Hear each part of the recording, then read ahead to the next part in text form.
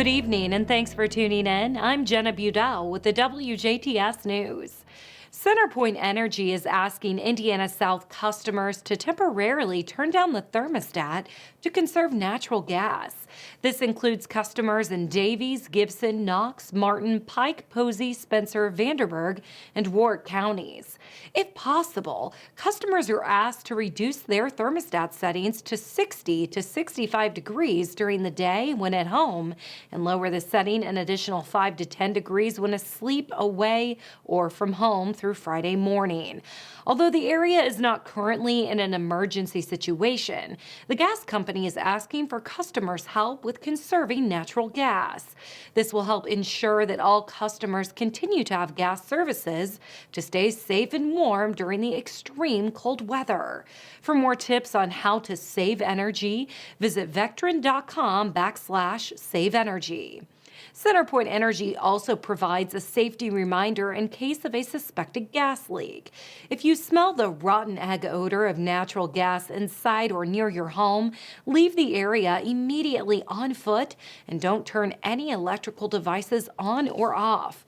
Don't use a garage door opener and never use a phone until you are outside and away. When you are at a safe distance, report the potential leak by calling both 911 and CenterPoint Energy at 1-800-227-1376. Residents in Jasper and Huntingburg are also being asked to reduce their natural gas use. Both cities issued a natural gas emergency on Tuesday. Residents in each city are asked to conserve energy by setting the thermostat to below 68 degrees. Shut blinds and shades to keep windows insulated.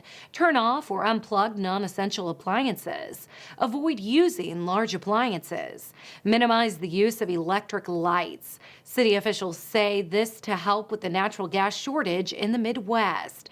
Natural gas systems across the region are seeing supply cuts that could impact the area. This all started after Texas utilities began issuing blackouts due to extremely cold temperatures and frozen water blocking natural gas pipelines. For more information, visit our website, WJTS.tv. The number of novel coronavirus cases continues to drop in Dubois County. The Indiana State Department of Health reported no new deaths and 4 new cases on Wednesday. This brings the countywide total of COVID-19 cases to 5,839 and 106 deaths since the pandemic began in March of 2020. The county's 7-day rolling average for all positive tests is 4.6%. To see a breakdown of the county's COVID-19 cases by age group and for more information, visit coronavirus.in.gov.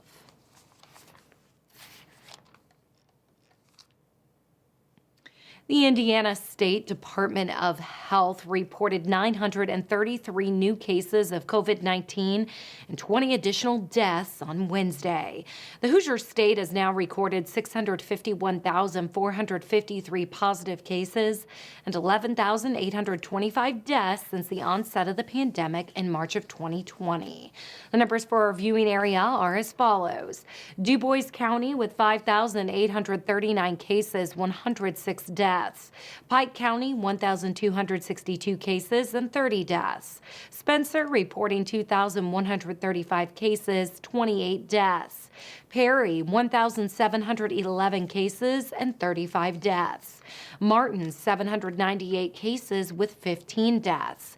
Davies County, 2,831 cases, 93 deaths. Orange reporting 1,704 cases, 50 deaths. Knox, 3,537 cases, 82 deaths. Crawford, 893 cases, 13 deaths. Posey with 2,571 cases and 31 deaths. Lawrence with 4,128 cases, 111 deaths. Gibson County, 3,979 cases, 81 deaths. Warwick with 7,309 cases, 141 deaths. And Vanderburgh County reporting 20,957 cases and 368 deaths. To see a map of cases by county, head to coronavirus.in.gov. The Ferdinand Council met for their second monthly meeting of the year on Tuesday. Town Council President Ken Seacard began the meeting with highlights from departmental reports. The first highlight was from the Property and Street Department. In last month's report, the department says they reworked the parking area at the EMS building after checking their parking pattern. They decided to add 6 curb stops this month to keep the building and air-conditioned unit protected from being hit by vehicles parked near the building. Crews also removed several trees from 18th Street Park for various reasons. Next up was the Water and Wastewater Department report. Master brand cabinets had a large leak repaired last month. Ferdinand Town Manager Chris James then updated the council on several ideas in the works. James, department heads, Planning Secretary Dawn Forster, and Town Attorney Sharon Bonenkemper recently met with Brad Eckerly of Brosmer Surveying at the Town Hall. Eckerly presented a plan from an area developer for a new subdivision in Ferdinand. If this project becomes official, it will be over twice as many homes as Country Ridge Estates. James says the Dubois County Leadership Academy Executive Board met on Wednesday to elect new officers and approve the 2021 session calendar. The Academy will operate on a later schedule, just like they did in 2020. Courses will open in July and graduation is scheduled for early November. Academy applications will be available by late April or early May. A project that had gone somewhat dormant in 2020 is also starting to regain momentum. James and Seacard attended a meeting about creating a countywide trail system towards the end of 2019. A $20,000 grant was also received in December of 2019 to study how to connect communities around Dubois County.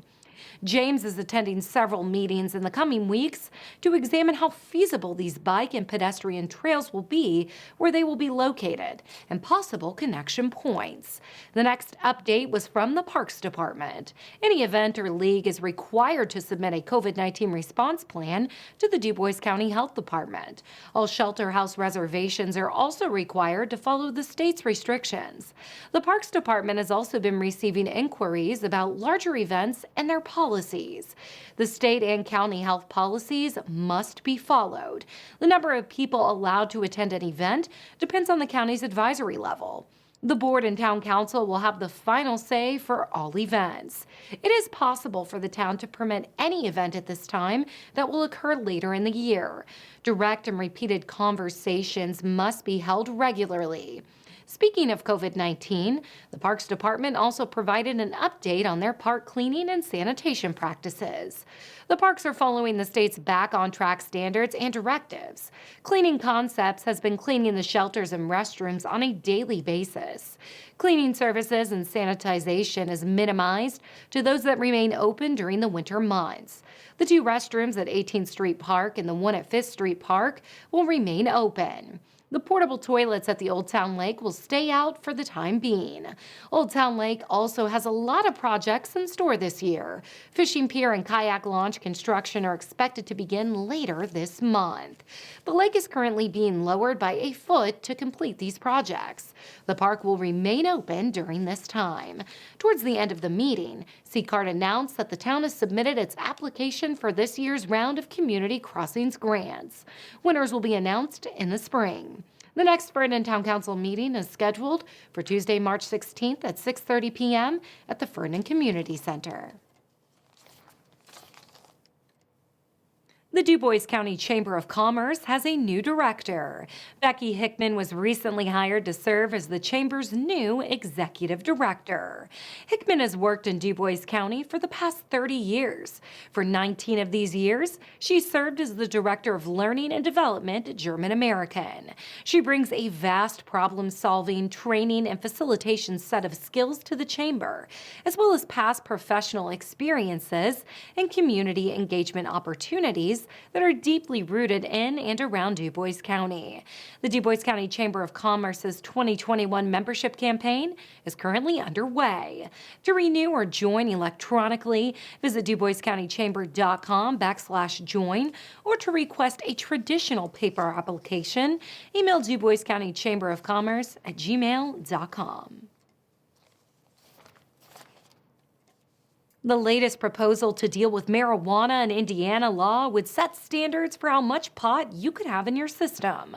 The legislation from Seymour Republican Representative Jim Lucas was supposed to deal with decriminalization, but it's been changed. Lucas says he's happy to be moving in the direction of legal marijuana in the state. His plan cleared a State House committee Tuesday. There's a plan to offer up to $8,500 to get people to move to Indiana. Fort Wayne Republican Representative Martin Carbaugh has a proposal that would pay people who work remotely to come to Indiana and work for at least a year. Payments would start at $5,000 and jump to $8,500 for anyone making over $100,000 a year. Carbaugh says the coronavirus outbreak has more people working from home, and if they can work from anywhere, he says they should work in Indiana. Stay tuned. Weather and sports are still to come on WJTS News.